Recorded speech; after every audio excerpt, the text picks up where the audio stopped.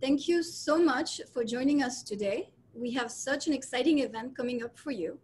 As you can see, we have a prestigious group of panelists from across the new space ecosystem joining us today. My name is Noémie Eliel, and I'm the director of Israel, Starburst. Together with Avital Vilkin, we manage the AI International Center, and we also scout for the hottest Israeli startup in the aerospace and defense. What we do for those startups is we help them get tractions within the corporate and venture ecosystem. Following the roundtable, we will be using the questions from the Q&A feature. As you can see, on the bottom of your screen, you will have the Q&A chat box, and that's so that we can get some of your questions answered. Please use the upvote features within the Q&A to ensure that we are asking the most pressing questions. You will see a few polls pop up and scattered through the questions on your screen. This will help guide some of the panel's discussion and make sure that you're paying attention. But first, before we start the roundtable, I'd like to hand over the mic to François Chopard, the founder and CEO of Starburst, who's going to say a few words about what we do, and he's going to share some of his perspective about the current investment trends in the new space industry. And then we'll dive into the panel and introduce the panelists. François, take it away. Very happy to be with you, and I would say, good morning to my West Coast American friends. Have a good lunch for the East Coast one. Good afternoon to the Europeans. Good evening to our friend in Tel Aviv and the Middle East, and it's probably pretty late for our office in Singapore and Korea, but I'm sure they are connected. So I'm very excited to introduce that panel, and thank you, Noémie, and thank you for our prestigious panelists to join us on board. As you know, since the beginning of that, shelter in place, lockdown, pandemic, however we want to call it, we transitioned to fully online type of events. And and this gathering, and for us, it's been a difficult, at the beginning at least, a transition, because we used to favor, in-person meeting contact, as we know that business is a lot about in-personal relationship and trust. So, but we transitioned pretty quickly, and since then we've been organizing a handful of whether selection committee, roundtable, and so we have not stopped, doing our work.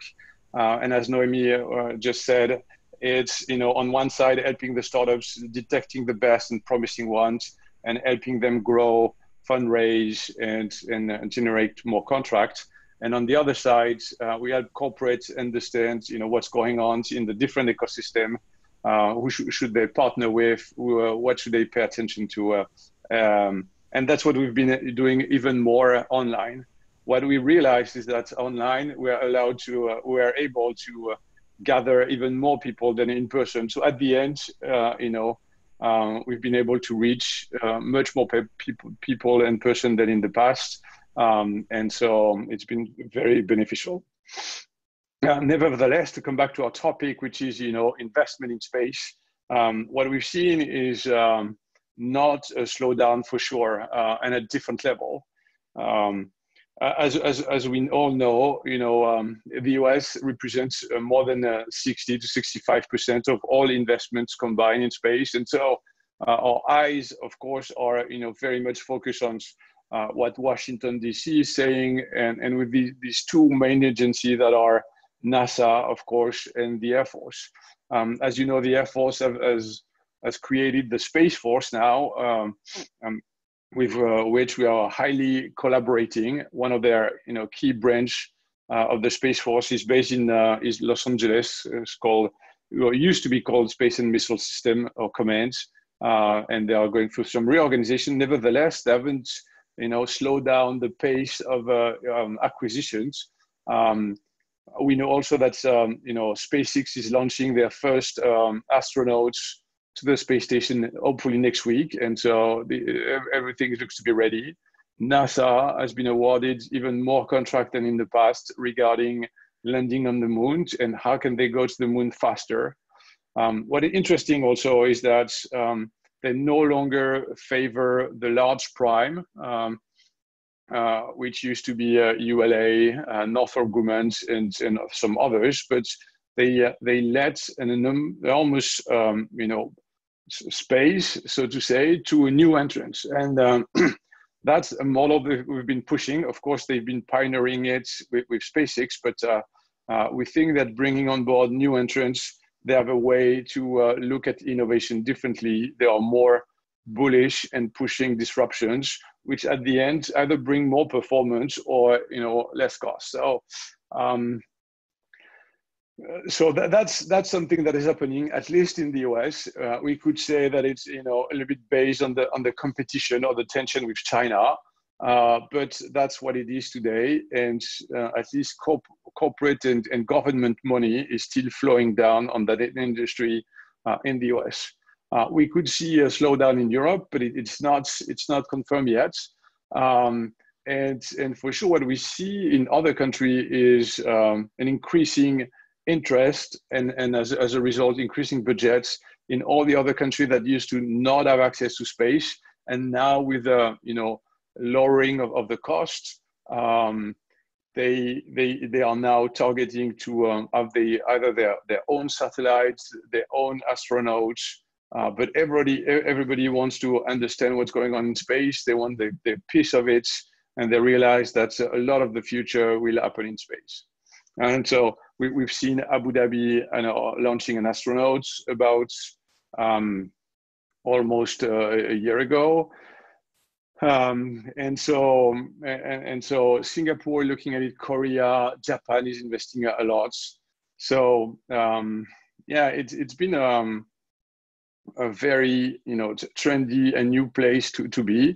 Of course, Israel has been on the map, especially since their attempt to land their vehicle on the moon. Unfortunately, it didn't work the first time, but I'm sure they will be much more successful the next time. So definitely, despite what's happening and what we are seeing in other industry like aviation, space has been pretty active.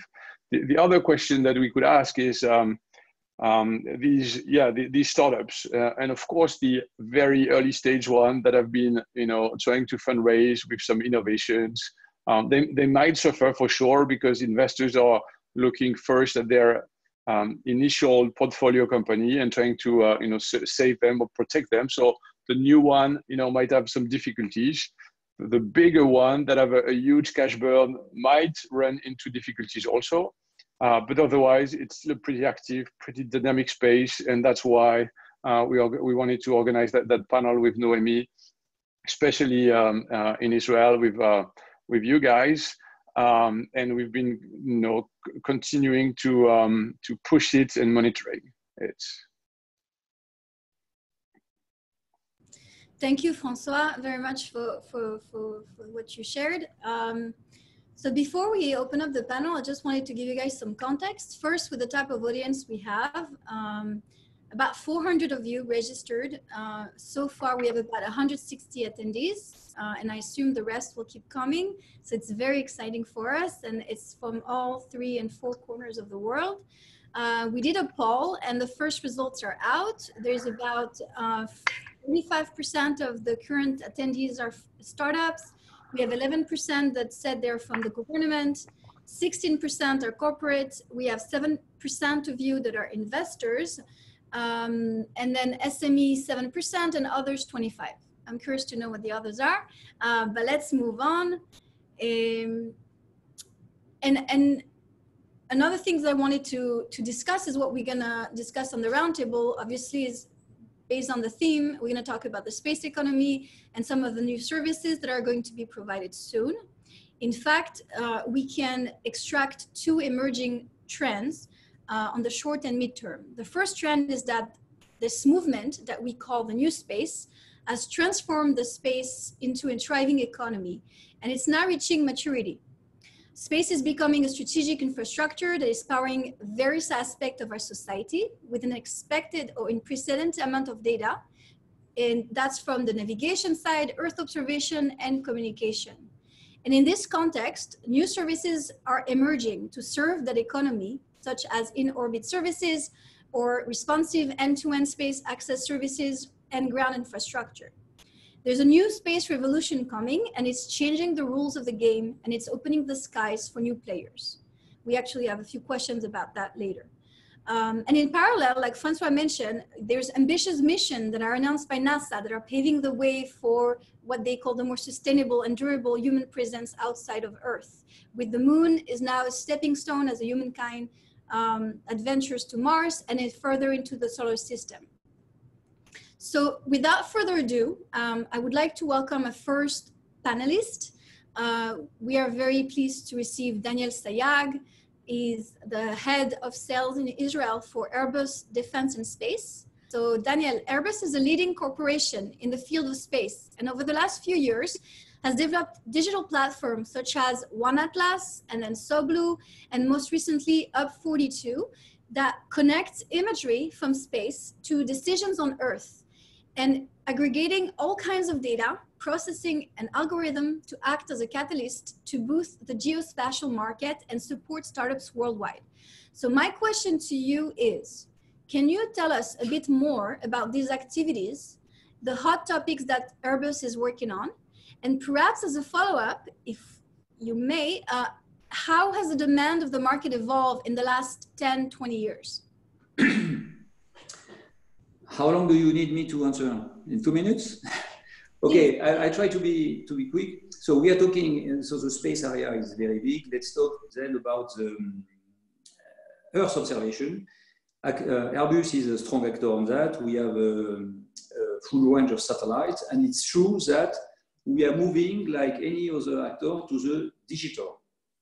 And we are moving strongly. And as you said, we have created a system called OneAtlas. OneAtlas is to have access to all the Airbus satellites in the cloud for streaming or download. Up42, no, first let's talk about SoBlue. SoBlue is a platform Airbus, we have created to deliver the European free data.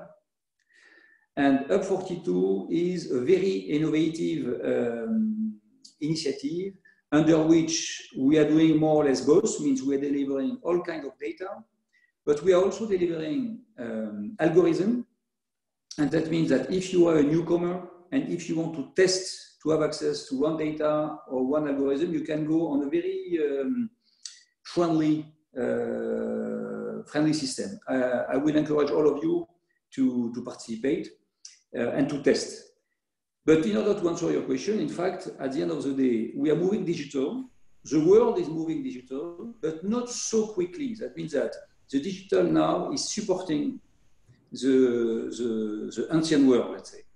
Nevertheless, it's true that because we are moving digital, it's easier for much more people to have access to those data, and it was the goal. It works. More and more startups can have access to our data. When I say startups, it's also company, let's say. And that means that allow small company everywhere in the world to handle application services for agriculture, for instance, everywhere in the world. In the past, it was not so possible because a very hard infrastructure was needed. To finish, I will say that for us, your question was what is our main topic? Our main topic is it's a very traditional space. The next Pleiad Neo constellation that will be very accurate. That's it. Hope it was not too long. No, it was great, thank you. So next in line, we have Ofer Lapid. He's a faculty member and trustee at International Space University, as well as a senior advisor to the ULTRASAT program and the Weizmann Institute of Science. He was the former CTO of the Space Program Office at the Israel Ministry of Defense and the Directorate of Defense Research and Program and Development. It's a mouthful. Ofer, your vast experience in aerospace and space program, working for the government, academia, and the private sector kind of gives you a unique vantage point to lead the new space movement and support the local space ecosystem. So my question to you, Ofer, is what should the role of government be in opening the space frontier? And what are the current alternatives for startup listening to us tonight to the government funding? Good evening, good morning. First, Francois, you were a little bit mistaken. Bereshit did not put us on the map. We are on the map in space since 1988 with the first launch of the Ofer satellite. And only after quite a few successful space missions came Bereshit and enjoyed all the knowledge that we already accumulated. But that's fine. The role of the government, first and foremost, is to be a customer. Government should not be interfering with creating, developing, or funding development unless there is a market failure. In case there is a market failure, organizations like space agencies or innovation authority can participate in sharing the risk before investors are assuming that risk. So that is what happens in Israel most of the time. The innovation authority and the space agency are giving small grants that in case of success become a loan, and in case of a failure, no harm done. But in the big picture, governments should be customers. And you see that very vividly in the US, where NASA, whenever there is a private entity that is providing a service, NASA is leaving off that area to a competitive bidding system, like near-Earth launch systems, and like now, like lunar landers. And I think that is a good thing. Governments should promote competitive bidding and should promote free competition, especially in space, because we are all very passionate and competitive. And they should just throw in some money, and the people will do 4 times as much. Okay. Thanks, Ofer. So I want to maybe circle back with Daniel. Airbus is no stranger to working with government agencies, as you're currently providing Earth observation system to European Space Agency through the Copernicus. Maybe this question is for both Daniel and Ofer. Maybe start with Daniel and then Ofer. What do you guys think are the different dynamics between the European Union space program and the other governments? And what are the ways we could further increase collaboration between the EU and Israel? Okay, so obviously, if we can go even larger than EU, the institutional, and it has been said in the introductory, and the US is a big player. Ofer repeats that. The government everywhere, they have a huge role, at least as a customer, in order to establish their own system. And it's true, you said that I think at the beginning, for some areas, space is becoming more and more mature and moving from institutional to space, from defense to civil and so on. I think I remember a few years ago during an Ramon conference, someone from US or from Israel, I don't remember, explained that for defense, space is mandatory. It's only mandatory for telecom or for observation. And then the Space Force. Okay, if you move to European project, I can understand what is behind the question. We can anticipate that there will be hardware and software and so on. Everyone wants to play in order to produce a big system and so on. I have the feeling that it will be teaming, it will be cooperation country by country, perhaps mainly in the system area, because everyone wants to play in the big system. But I anticipate that there will be a lot of space in the service area, in the ground segment, the processing of the data and so on. And we will have to cooperate in that, because if we are talking about Earth observation, communication, navigation, or exploration,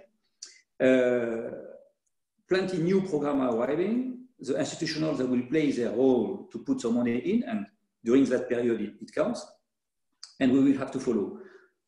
To answer short, teaming, country by country, case by case. Ofer, anything to add? Yeah, I think in the old days, Europe was very, very structured because the European Space Agency was following the geo-return. So they were spending the money carefully on each country and building centers of excellence that will be complementary. In the US and in Israel, everyone does what he wants with his own money. Just imagine you have about 100 rocket startups in the US. Who needs 100 rocket startups? But this is what the entrepreneurs wants to do, and they go and do it. So I think the future will be more and more specializing. People will find the thing that they do best. In Israel, there are quite a few things we do best, like microelectronics, communication, AI, and they will try to recuperate on their strengths while doing cooperation and maybe co-petition. Sometimes you form partnership and you can create a competing entity with other entities, but for sure, the specialization is what's going to happen. Great. Thank you both. So after looking at the government programs, let's look now at the private sector, and we're going to start with Livne. Ran is the Director General of the Ramon Foundations, which aims at inspiring a new generation of young Israeli to the field of science, aviation, and space. And what I'd like to know, Ran, is can you tell us a bit more about the inspiring story behind the foundation that you're leading, its mission, and the way the foundation drives the local space ecosystem on the footsteps of Ilan Ramon? Yeah, I thank you for this opportunity and to be part of this wonderful panel full with friends. First of all, Ilan Ramon was the first and only Israeli astronaut so far considered to be a national hero here. He was one of the pilots that attacked the nuclear reactor in Iraq in '81, and he passed away. He died in the Columbia STS-107 disaster. And after his death, his wife, Rona Ramon, founded the foundation, which is a non-profit, basically following his footsteps. We're focusing on two main areas. The first one is education, which is less relevant to here. We're working in 52 municipalities with around 70 employees, doing lots of STEM education, sending experiments to space, etc. And the other thing is that we're supporting the local space ecosystem, trying to empower it. Ofer talked a little bit about the heritage, so we're trying to utilize Israel's long-standing and successful space heritage and innovative high-tech culture in order to increase the number of startups. Israel, for those of you who don't know it, is considered to be a startup nation. We have the highest percentage of high-tech employees in the workforce in the OECD, the highest number of startups per capita in the OECD. Nevertheless, when you're looking at the Israeli space ecosystem, you find around 50 companies at the moment. And here, one of the key challenges that we are facing, we are organizing hackathons, delegations of investors, doing innovation workshop alongside the Israeli Space Agency here, and partnering with corporates like Airbus or other corporates to do lots of activities here. And the main thing the main challenges for us that we see for startups is that startups today, as Ofer said about the hundreds of startups that are focusing on rockets, is to understand which verticals they need to focus on. Because obviously, if you're opening a startup, you can't compete with Airbus on building, I don't know, a very big telecommunication satellite. And here, if you ask me, the key challenge for the Israeli space industry to understand which verticals can flourish the most. Thank you, Ran. So next in line, we are very excited to welcome Kfir Damari. He's the co-founder and VP of SpaceIL. And that's basically what Francois mentioned earlier, that the world discovered the first Israeli mission to the moon, which was nicknamed Bereshit. Kfir, your team is the first one in the world to achieve a privately funded spacecraft and send it to the moon. By doing so, you've inspired children all around Israel to find interest in space, science, and entrepreneurship. Now, we know that SpaceIL was founded 9 years ago, so I have a few questions about that. First one is it a startup or an NGO?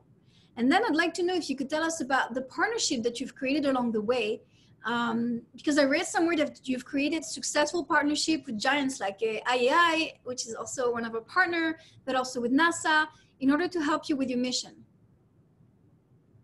So thank you, and hello everyone. It's great being here with all these amazing people and seeing so many people around the world that are connected.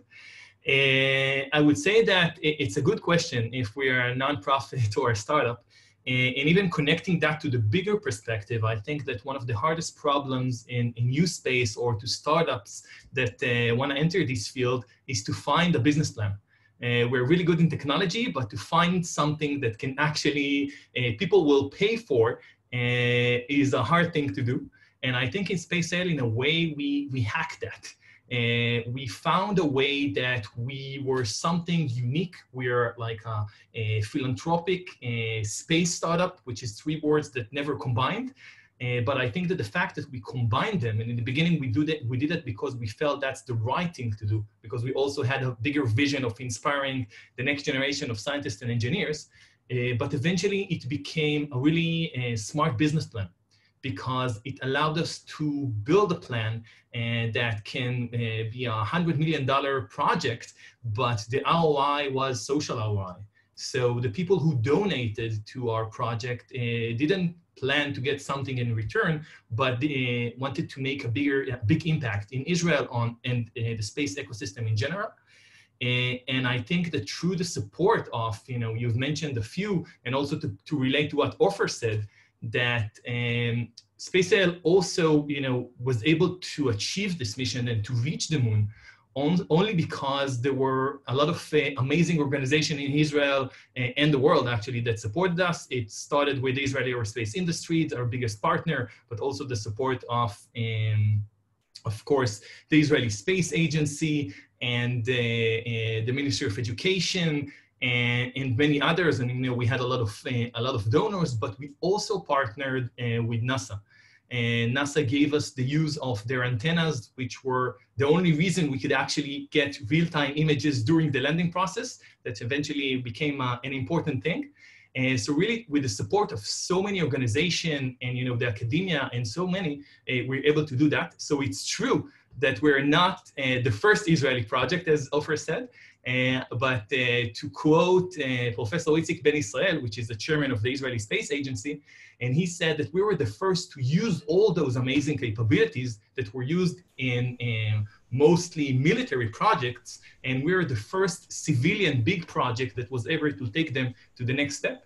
So, it's with the help of all of them, but I think we've started something new also to Israel. I said was that Israel was on the map before, that's it. I'm with you. Now we're on the map and on the moon. Yes.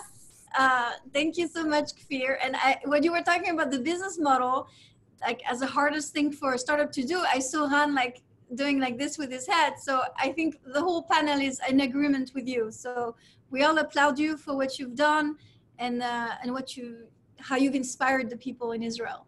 So I guess speaking of partnership, my next question is for Paul.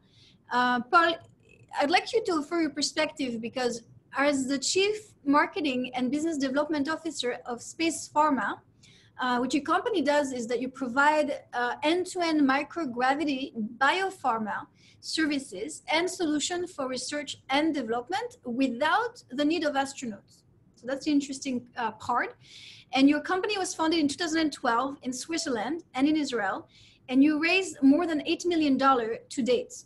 Now, in 2017, you launched the first satellite platform enabling automated microgravity experiments that you use for pharmaceutical biology and research. So I know that you also operate microgravity test labs on the International Space Station, and that's the exciting part I want to ask you about. One is, first, could you explain the problem that you're solving, and what are the opportunities that can derive for life on Earth, but also in space? And as a follow-up question is, for people who don't know about microgravity, what are the advantages of it? Yeah, actually, Naomi, you're right to start from basics. Indeed, we have been already 4 times in space. Once with our own nano satellite and 3 times on the space station. If we go to space, considering the cost, which is somewhat higher than just staying on Earth, it has to be for good reasons. The main reasons is that when you go to space, basically, everything is different. The whole environment is different.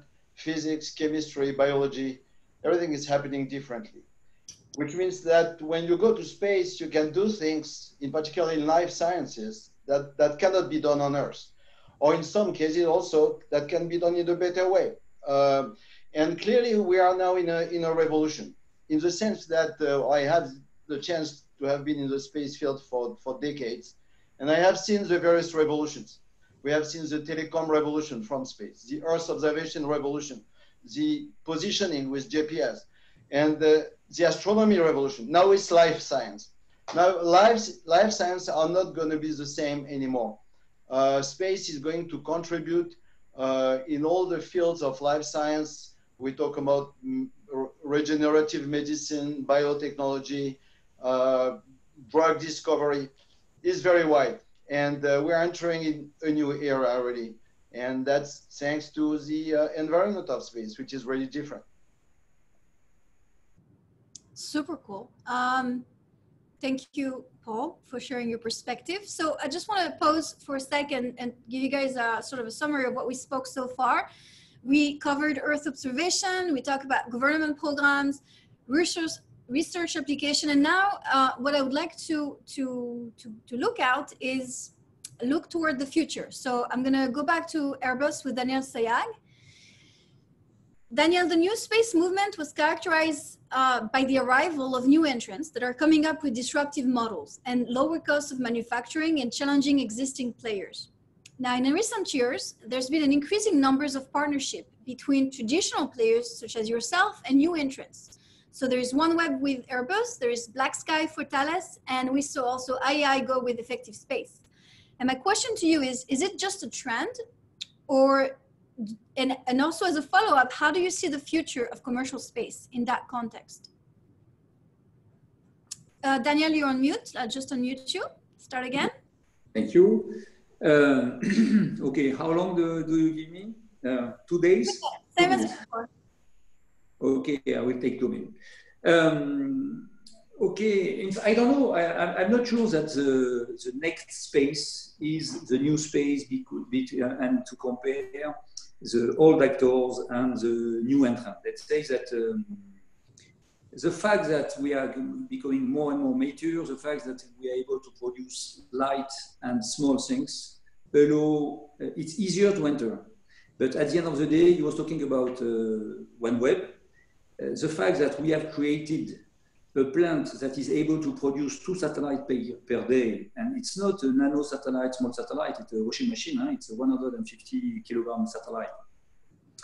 With the quality of the space and of Airbus and all the other players of the space, it's not related to startup. And the fact that some other player can do that. Let's see what is doing SpaceX. SpaceX, is it a startup or is it a new, very strong player in the space? And the next program for satellite for telecom will have 100,000 of satellites. So that means that for the future, there will be new things in the observation, in the telecommunication, and in the exploration. In the observation, there is a race to the resolution, but at the end of the day, there are some laws of physics. And now we are starting to talk about temporal resolution because people, they want to have more and more images. In the communication, we are now in the area where we are inventing satellite. You can change the specification from the ground using the software. It's amazing, and it's an innovation that allows the satellite to be usable longer. And for the private operator, it will save cost. For exploration, okay, we'll talk about mission for which you will need on your way to find or to build resource, energy in order to go far. That means that we will innovate. Does that mean that it will be startup in the garage? I'm not sure. And I will finish with the need of, can you imagine the number of data that will be needed, that we will need to process? We will have to process those data in the space, we will have to process those data in the ground, and with new techniques, such as artificial intelligence. Very good. Yeah. So I think it was Paul who mentioned data science as the next big thing for space. And I think I want to circle back now with Ran. Ran, last year, the Ramon Foundation, together with the Israeli Space Agency, our partner, Israel Aerospace Industry, Airbus, and ISI, sponsored an AI hackathon where you had, I think it was maybe like 40 entrepreneurs, but correct me if I'm wrong, and AI, machine learning, deep learning, and big data experts who were all together for a few weeks. And they were given access to hundreds of geospatial images from the Venus, which is the Israeli-French research satellite, but also from the Airbus satellite. And my question to you is, can you tell us about the challenge and the solution that sort of pop out of this initiative? And as a follow-up is, how, I guess, do you think that satellite imagery, which is a big topic of today, and data science that Paul mentioned in space applications are currently being used for various applications? It could be environmental, natural resource. I mean, the list is endless. And then if you could think of an application that can maybe help us fight COVID-19, I think we would love to hear it. So regarding COVID-19, don't get me started. I think half of the world is focusing on it now. I have to say, the idea to focus on AI was driven because Israel is very strong in data science, but also because of the fact that everybody is talking about data science from space for a certain reason. GPS was established and founded and built for military purposes. But once the American government opened GPS to the general public for commercial use, $90 trillion industries emerged, which means that none of us can imagine his life without the GPS, without global positioning, no matter where you get it. So here we have Earth observation. And Earth observation wasn't open for general public. It was established and created and launched to space only for military purpose. And it's only in the recent years that Earth observation with different resolutions, hyperspectral, SAR imagery is open to the general public, open for entrepreneurs, and the prices are really getting lower, which is phenomenal because the barriers for entering is much easier. So this is the main reason why we focused on it. Now, when you're talking to the big imagery provider, and we were fortunate to work with Daniel and Airbus, but you'll talk to any of the imagery providers, whether it's Planet or Lockheed, any of them, they will tell you that there is a key bottleneck here, that we sent a lot of satellites into space that are doing Earth observation, but where are the applications? Which means that there is a need for new space applications in Earth observation. And now the technology is now working. Today we have big data and deep learning and machine learning, and since the imagery is quite cheap, I assume that we'll see this industry emerge. We had 140 entrepreneurs and engineers. Usually hackathons don't get this success. We had two teams that initiated products that are now, one of them is being developed in the Israeli aerospace industries, and the other one, there was another team, Israeli company that simply hired 3 other guys that are doing face recognition of ships from space, which is phenomenal. And I assume that we'll see more and more companies like this. A small sample, when I met with Daniel first time for the hackathon, he said, listen, try to work on agriculture. And I told him, let's do a use case of agriculture. And I told him, let's put agriculture aside. I know many companies who are utilizing Earth imagery for satellite imagery to agriculture. Let's give the guys to think on whatever ideas they think. And we got lots of teams who didn't do agriculture, which was phenomenal. Yeah, for sure. I could imagine how it's a huge benefit for the agriculture industry. I know agriculture is also really big in Israel. We are known for a drip irrigation system. So hopefully we can be known for something else as well. I want to turn to Paul Kamoun again from SpacePharma, because you, on the subject of data science and space application, I'd like to kind of zoom in into a research standpoint. Paul, space has become an area of increased exploration for medical research. And basically, I read recently an article that was talking about how human is now setting sight on March in the next 20 years, and how maintaining the health of the astronauts is one of the major challenges of scientists and researchers today. And I know that SpacePharma, along with other researchers from Israel and Italy, our friends in Italy, are collaborating on a space project that can examine the resistance of bacteria that cause disease. And that was fascinating. So my question is, what is the uniqueness that Israel brings to the space research, kind of general overview, and also what are the business opportunities that you think will be available in the space industry in the future? Yeah, Naomi, indeed, we are launching in less than 1 month from Kourou, a satellite which is developed by SpacePharma for the Italian Space Agency and the Israeli Space Agency, in particular to study antibiotic resistance of bacteria. People have discovered indeed in the past that the virulence of bacteria is different when you go to space. Some bacteria are more virulent, some are less, and it's very important to understand what is the gene which is creating them. And this has consequences on the development of new antibiotics and so on. So this is just an example of a potential business. Clearly, some of the applications will concern the astronaut in the future. Of course, it will be useful to have such miniaturized labs to develop drugs in orbit, having the components already sent to long-term missions. But this is somewhat, I would say, a bit far in the future. This is probably not less than 20 years from now. Today, it's really business. SpacePharma is a company which is working really in the business of life science. It's probably the first company worldwide being fully invested in commercializing life science in space.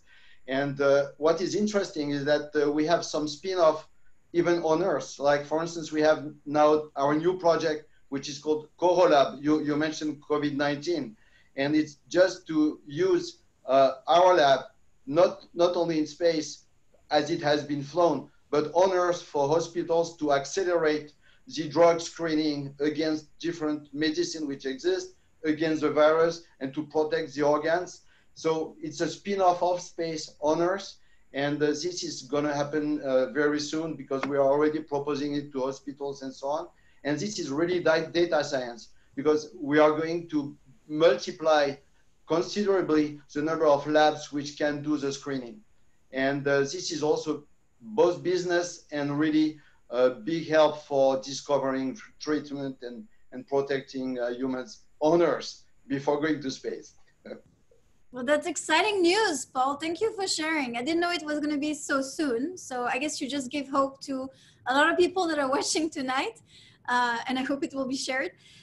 So I guess maybe I have one last question for SpaceIL, for you, Kfir. Speaking of space projects, I want to talk about system and spacecraft. So I'd love to hear if you could describe your experience from about what were the biggest challenges that you came across in building a complex system that could reach the moon.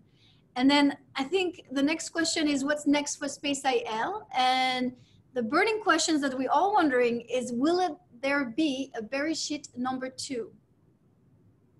So first of all, I'll say yes. We are here. We are working now on another mission, another spacecraft. So that's, the burning question is there. I'll start with that, and I'll say that, during the years, we had a lot of challenges. The technological challenges were big. It took us around 6 years just to understand what is the design that can actually work and reach the moon. We had a few designs that didn't work, and we iterated, and eventually we got to something that on the paper could work, and eventually it got to the moon. There were other problems that today we learned and we understand. But looking back and even looking at the future, it's what's happening now. I think that just the technology, it's a problem, but there are big problems, other big problems, and getting the money, for example, is a huge part of it. And beside, the amazing engineers that we had to find and working with the Israeli aerospace industries and other companies in Israel and abroad, I think that raising the money was a big challenge. And if I'll describe where we are today, so right now we are redesigning the mission for Bereshit 2. We want to find a mission that will also have a big impact on the scientific ecosystem, and to make sure that we can find a payload that will make a difference. We're going to change the website soon, but you can right now, if you have ideas, I welcome everyone to write their ideas in our website for the next mission. And in parallel, we've already got the first $1 million donation from Len Blavatnik. We're working to raise the rest of the money. We have a promise from the Israeli Space Agency for a big donation of more than 20 million shekels. So there's that. So that's a big challenge. And in parallel to that, we're continuing to do the educational work. We have hundreds of volunteers. We're going into classrooms, and we're using this, using space and using the Bereshit 1 and now Bereshit 2 to show them that science and technology can be exciting, and hopefully in the future to see them fulfilling their dreams. Thank you, Kfir. I think I can all, I guess, share everybody's feeling to say that we're excited to see what you guys are going to come up with next. So we can't wait. We're just about ready to opening up to our audience. But before we do, I'm just going to remind everybody that you can use the Q&A feature at the bottom of your screen to upvote the questions that are the most relevant to you. And that will help us sort. Obviously, we won't be able to go through all of them. So please do feel free to ask, but also feel free to vote. I'm just gonna ask one last question, and this one is addressed to all of our panelists. So whoever wants to speak about that, feel free to jump in. And after that questions, we will open up to the audience. So my last questions to the panelists are, what are the emerging technologies in the new space industry, and how could we advance this in the coming years? Anyone wants to jump in? That's a small question. Yes, Ofer. I mean, that's a small question. You can be more broad, maybe? I will try my best not to make them less broad next time. Please, I think the coming technologies will not be technologies, but they will be applications, because we have most of the technology we need. What we need is to make that technology accessible to customers with problems and money to pay for solutions. And this is transforming space into a business, identifying customers with problems and matching solutions to their problems. And the name is applications for me. Okay, I could agree on that. Daniel, you want to elaborate? Yeah, I could. I was ready to, you know that I'm not a scientist, and all my friends here on the table, they know that I was supposed to talk, I could say quantum technology, but in fact, I like very much what said Ofer, and even what said Ram earlier regarding GPS. The fact that if we consider that everything exists and the only issue is to give access to the large number and let people do things. It happened when US Defense opened GPS and see what happened. It happened when US opened internet and see what happened. So that means that I agree, we have already a lot of things. We should work on make what exists available to the larger number of people. And we might be surprised about what will happen. Ram, Kfir, Paul, do you want to add anything to what has been said so far? I can add one small thing. I think one of the key words will be, I mean, we mentioned it, but I think it's miniaturization. Clearly, if we want to go to the planets like Mars and so on, propulsion will be something very important, of course, but everything will be made better by miniaturization. The system, the number of systems we'll be able to build, the capability of those systems, because miniaturization means you can do much more in the same space.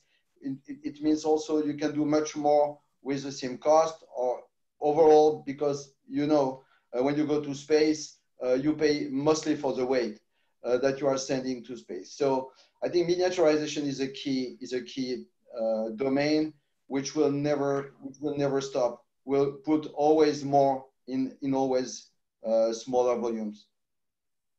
Okay, I think that's, thank you, Paul and Ofer and Daniel for sharing your perspective. That's all the time we have now. Now I would like to open it up to the audience because the purpose is to also make it interactive. So I see that there's a question that has been upvoted a few times, and it's about, I guess, the other way, like what are the three main factors that explain that Israel is such a successful, quote unquote, startup nation in general, and more specifically in the space sector? And then the second question, a follow-up that this person asked is, what could countries in the EU learn from it? I'd love to empathize, to talk a little bit about it. And again, I assume that since you have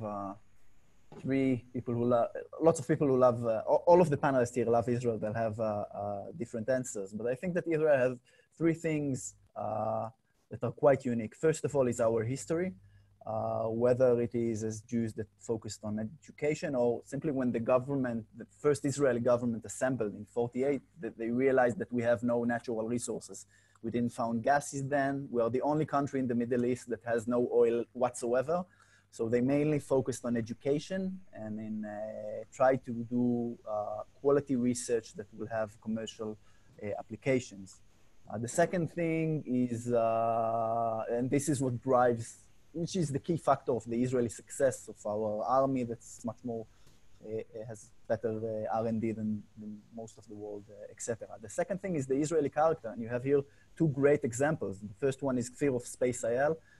The Israeli characters mean chutzpah and the fact that we don't see boundaries when we innovate. We have this business courage, but basically SpaceIL story is 3 guys who sat in a pub and said, well, let's compete for in the Google Lunar X Prize, and who cares who's competing, whether it's Airbus or Lapid or giant companies, we're going to win, and eventually they won. The second example is SpacePharma. When I came to the Ramon Foundation, I met with the director of the ISS program in NASA, with Kirk Sherman, and he told me nanolaboratories in space, it's impossible, it will never work. And 5 years after, and SpacePharma is manufacturing probably the best nanolaboratories in the world, and they have it on the ISS. And the last thing that's unique in Israel is the infrastructure, the fact that entrepreneurs that are selling their startups are coming back either as investors or as serial entrepreneurs, which means that a day after the Ilan Ramon conference, the main conference here, space conference here in Israel, we arranged in something like 3 weeks a startup investor meeting, and we arranged like this 60 representatives of only deep tech venture capitals, which means that next year we'll probably have 120, which is very unique for a very small country. So it gives lots of opportunities here. So come and start your startups in Israel. Thanks for the promotion announcement, Ran, and for answering. So the next question is actually addressed for SpacePharma, and it's a question from Storm, I hope I say it right, Storm Borswick from Broke Capital. So Paul, can you discuss pluripotency in microgravity and the potential ramification for vaccine development and therapies? Also, what is the process to take biological materials to space, and then return the results to Earth? Yeah, so there are questions which are more biologically related, which I think it would be better to have a biologist than a space specialist. I can explain what we do basically. I explain the process.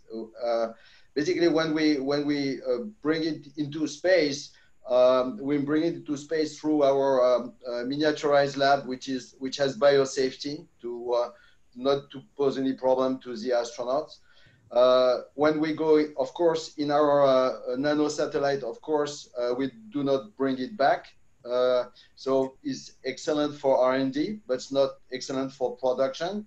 However, since our objective is within a couple years to set up the first pharmaceutical factory in orbit, we need to have a way to bring the product back. And to bring the product back, there are several options. Today, of course, is mainly the ISS. But tomorrow, we are envisaging to use some of the mini shuttles, which are proposed all over the world. Some are proposed in the US by Axiom and Sierra Nevada. Some are proposed in Europe with Space Rider. And of course, with such mini shuttle, you can really have a lot of flexibility to go into orbit and to come back a few weeks later. And you can bring back the products. Now, also, we have different strategy to bring back enough product, depending on exactly what you want to bring back, whether you want to bring back crystals, you want to bring back stem cells, whether you bring back artificial skin. We are working on all of that. And in each case, of course, it's a different kind of setup and different kind of adaptation of the laboratory. But also at the end, it translates into some specific constraint in the launch and in the return, because we need very late access to the launcher, for instance. And we also need very early, delivery when the satellite or when the capsule or when the mini shuttle comes back to Earth. So there are specific constraints that we have to respect. And of course, it's a new domain which is opening up. And again, the philosophy now is more building a factory in orbit for life science, for pharmaceutical and cosmetic. Thank you, Paul. Thank you so much for your elaborated answer. I'd like to ask the next one, which is from Dov Cohen. Dov asked about a new type of new space services, which we haven't had the time to talk about the panel, because obviously it's a very large topic, but he asked about the space ecology aspect. And what are you guys' thoughts about how to remove debris in space? Who wants to take that curveball? This is complicated because short answer, not long answer. For some people, this is a debris. For other people, this is a satellite or a part of the satellite that includes secrets. So you cannot just go out there and take somebody else's garbage and declare that it is yours. On the other hand, garbage is ever increasing and being proliferating out there and becomes more and more congested. I think that the first and foremost, what is going to happen is more tight, more rigorous control over new payloads. So if anybody wants to send a new satellite, he will have to be very clear on how he's going to remove his own garbage when he's done. And that will put an end on this exponential growth. Wow, we are talking about exponential growth in Corona days. But increasing the regulation and tightening the control over new payloads, that will be the first. And then probably in agreement, the removal of the very large bodies that can explode into little ones will be arranged. But all the small ones will either decay or remain there for quite some time, unfortunately. Thank you very much. There is another question about robotics that I can touch very quickly if you want. Very short, like if you keep it short, we can address as many as possible. We tend to give robots all the jobs that we don't like to do. We call them the dumb, dirty, and the dangerous. And we will keep seeing robots doing dumb, dirty, and dangerous jobs instead of humans, like mining, like, you know, getting stuff, putting stuff, building, all that, and even more.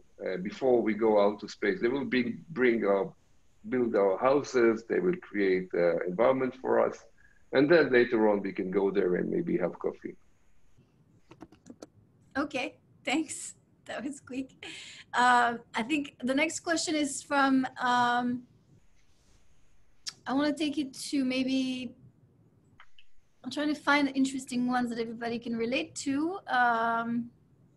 Maybe Chris again. You have a lot of interesting questions, and I guess you live in Africa because you ask about any initiative to foster collaboration in the South country that have initiated space program.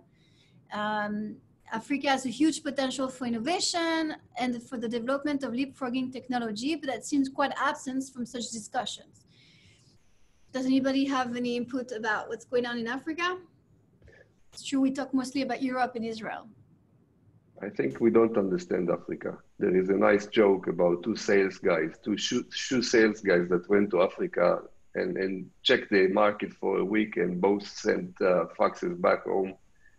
The one said, everybody's barefoot, there is no market here. The other said, everybody's barefoot, send lots of shoes. So we don't understand Africa enough to speak about it. Fair enough. So then the next question would be from Yakov Gelsler. This one sounds interesting. Can you tell how close are we to space manufacturing? Are we talking about 3D printing or are we talking about actual manufacturing? It's an interesting, maybe Yakov, you can add a comment. but I think he meant space manufacturing in general. For instance, in life science, we are quite close to it. In pharmaceutical, and we are quite close to it. Of course, there are, as you said, there are many different manufacturing which can be done in space. So of course, each one is a domain of its own. But it's starting. It has started already with Ziblan for optical fibers. Now with SpacePharma, we are doing it for life science. So I think it's going to grow. Fair enough. Yeah, I think it was also a company who can have now, like, I think it's 3D makers to have 3D printing, right, Ran? Yeah, there are a few companies that are doing it. The pioneers of, correct me if I'm wrong, is Made in Space. Right, that's the one. American company. The Russians have the 3D printer. The question is, what is printing? I mean, if it's for scientific purpose only, that's one thing, and Paul in SpacePharma are doing phenomenal things. But where the key question, and the things that we are waiting for, is for actually manufacturing big stuff in space, whether it's satellites. We had here in Israel a presentation by Planet that they showed that they plan to manufacture satellites. But I think that we're still, it's not going to be in the next few years. Mass manufacturing. So, the next question, I guess from Storm Roswick from Broke Capital. You're on fire tonight. You ask about the industry support group role for the space industry in Israel along the line of EcoMotion's role for the next generative automatic industry. For those who don't know, EcoMotion has pushed forward the mobility, and I think, Ran, you want to take this one? Yeah, so what Storm is emphasizing is the fact that when you're talking about a space ecosystem, I know that lots of the participants here ask what is an ecosystem, or how do you generate it? So we usually we get inspired by the Israeli automotive industry. In Israel in 2008, we had around 40 companies that did automotive. And today we have around 800 that are in smart mobility, smart transportation, and auto tech. It's phenomenal here in Israel, considered to be leaders in this field. Nevertheless, we never manufacture the car here in Israel. And the reason for that are two things. First of all, the automotive industry shifted. Autonomous cars, electric cars, people are searching for new technology. Mainly, Ofer and Daniel spoke about it a lot, new software startups inside mobility. So there are lots of applications there. And in Israel, what happened is that a non-profit and the government joined forces and did this project called EcoMotion. And they did basically 4 things. They did international conferences, hackathons, and meetup in order to attract entrepreneurs and show them the new opportunities in the fields. Meetups and hackathons for investors and bringing investors here to Israel, and also lobbying inside the Israeli parliament and in universities in order for them to invest in automotive. And this led to a giant increase in the mobility sector here. It's important. When I say 800 startups, we don't manufacture any car. All of the startups, or at least 95% of them, are in data science, cyber, and sensors, which means this is why when Daniel in Airbus and Ofer tried to say, listen, focus on space applications, it's because the fact either that you have very big technology advantage that you can minimize, or that you can bring something new to the table that will address the needs of the big corporates and or the big or the customers. Thanks, Ran. I think the next question, Daniel, you want to add something to this? Yeah, if I can add one sentence to what just Ran said, because what Ran said is very, very interesting. Because it's true that, okay, as he said, we are interested by Israel, but Israel is really, it's a little bit special. Israel is not so unique. I mean, there are some other places for innovation. But let's suppose that what is saying Ran is true. That means that let's suppose that you managed to do for space application what you did already for automotive or for cyber, and we didn't talk about cyber. Now, what we see is that if you are playing in the automotive area, you cannot not be connected with Israeli ecosystem. If you are playing in the cyber, you cannot not be connected to the Israeli ecosystem. That means that if you run, you are right in what you said. That means that you will manage to create such ecosystem for the space application. And that means that us, Airbus, obviously, and the other players, they are interested by that because it is the world, the new world is like that.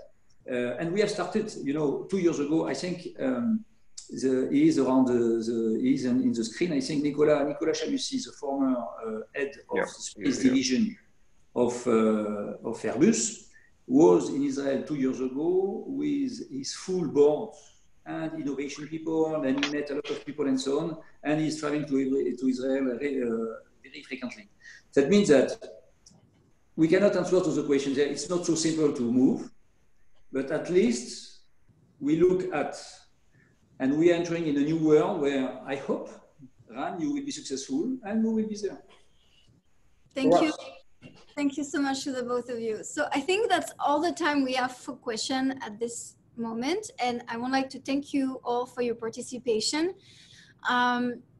Just to sum up, I guess, just want to summarize that we've talked about, I guess, the emerging technologies in the new space economy. And we discussed and touch base about the kind of services that we could see emerging in the coming years.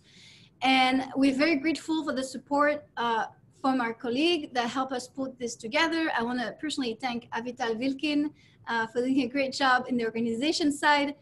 And the turnout and the feedback we've received was above and beyond what we expected. So we're very, very grateful.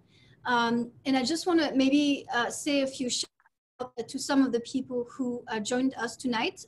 We had a lot of corporates, like I said before.